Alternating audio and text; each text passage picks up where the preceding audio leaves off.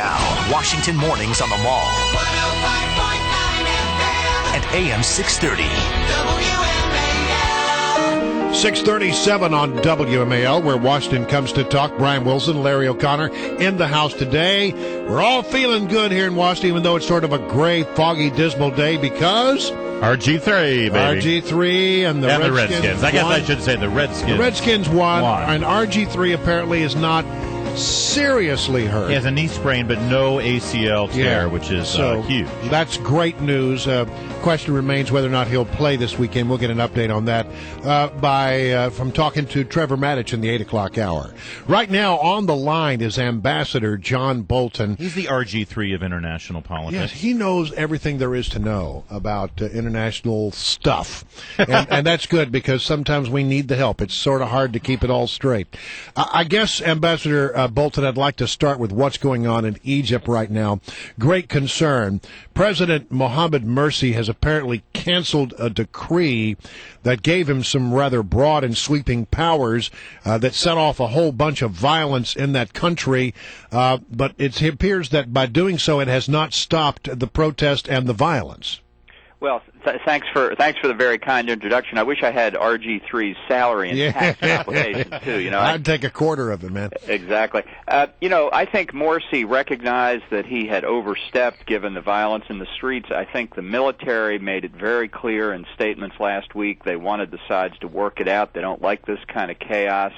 Although they're reluctant to intervene, the military still holds the key. So I think Morsi figured he would make a tactical retreat on part of the decree that set all this off. But I think what's significant is he intends, and every indication is still pressing ahead for this referendum on the draft constitution this coming Saturday. And today in Egypt he signed another decree giving the military martial law powers. Now, it's not clear, this is a strange circumstance, that the military has agreed to that.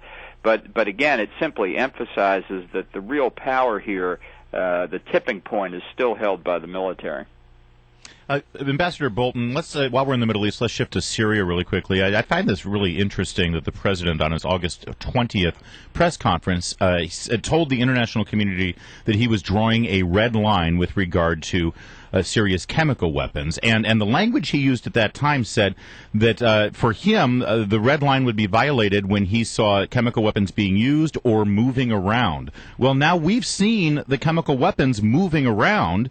We've seen that the Syrian military have actually, they want the rebels to know that they're getting their chemical weapons ready. They've had them out on airstrips, getting them set up, and yet the administration has done nothing. In fact, they've now changed where that red line is drawn. What are we to say about how serious the president is taking this?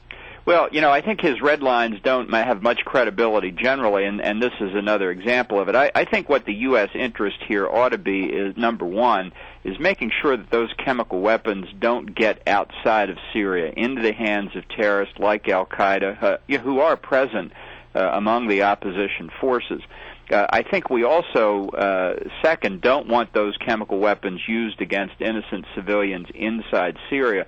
But it gets a lot tougher there when the weapons or the chemical agents have been moved from the locations where we've known they've been over the past few years to locations we may not be so sure of, or that they're in locations, let's say, like in the city of Damascus, where an effort to destroy the chemical weapons by bombing or attacks by special operations forces could simply endanger the civilian population. So, the first red line, don't let the chemical weapons move outside their arsenals, was one that made sense. We violated that, we've allowed that to be violated, and now I think we're in much more difficult territory. One thing, though, is about, he says there'll be consequences.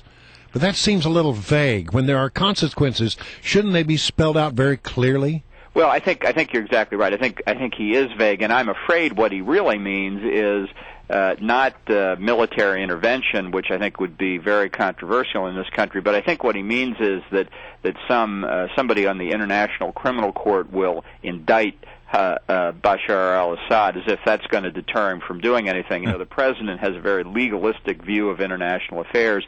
The whole reason Assad and his regime are considering using these chemical weapons is that they may be at the end of their rope, that they may not have any other alternative. And to commit that kind of atrocity, those are not people who are going to be deterred by the threat of an indictment from some court in The Hague. By the way, Ambassador Bolton, do we know how Syria got these chemical weapons?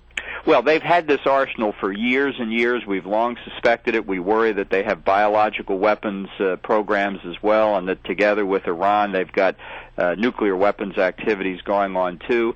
I think they were helped by the black market in weapons of mass destruction over the years, and some evidence that Iran has given them some of this, that Russia has participated in it. So there are a lot of sources they could get it from. But that's one of the problems about the Syrian situation, is that we believe their stockpiles of weapons and agent are very large. Can Susan Rice become the Secretary of State? I need a quick answer. I think the answer to that's no. I think Senator Corker of Tennessee said yesterday he now doesn't even think she's going to be nominated, and I think that's probably the best bet at this point. All right, Ambassador John Bolton, always a pleasure to have you on the program. Thank you so much. Well, thanks again for having me.